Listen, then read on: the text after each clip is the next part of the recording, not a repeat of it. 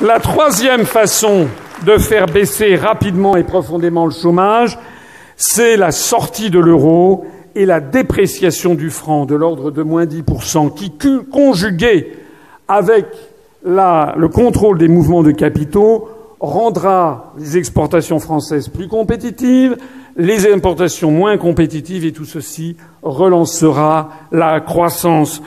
Une étude de Jacques Sapir, publiée par la Fondation Res Publica il y a 2 ans, montrait que ce système pourrait créer au bout de 2 à 3 ans 1 à 2 millions de chômeurs en moins de catégorie A.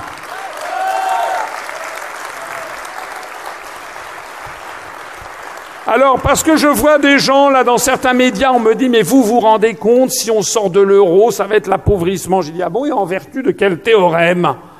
En vertu de quoi ? C'est en ce moment l'appauvrissement, c'est en ce moment qu'il y a 800 à 1000 personnes qui basculent en dessous du seuil de pauvreté chaque jour. »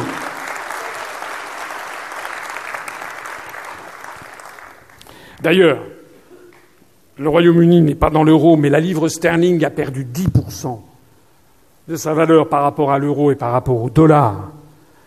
À partir de juin, après le référendum, ils en sont ravis, puisqu'on a assisté justement à une envolée des exportations britanniques, une baisse des importations et une envolée de la croissance.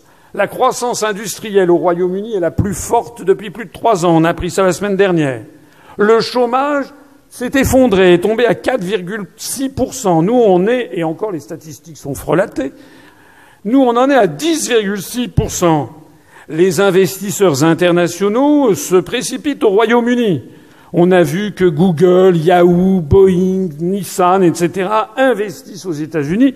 Et comme je le disais à un journaliste qui me disait « Mais actuellement, on n'a pas... » investissent au Royaume-Uni. Comme actuellement, on n'a pas, me disait-il, oui, mais actuellement, le Royaume-Uni n'est pas encore sorti de l'Union européenne. Je dis, c'est exact. Mais enfin, maintenant, c'est fait, puisqu'ils viennent d'avoir le feu vert, ils vont commencer les négociations. Donc, les investisseurs, quand on investit dans un pays, c'est pas pour 25 jours, ni pour 3 mois, c'est plutôt pour 25 ans.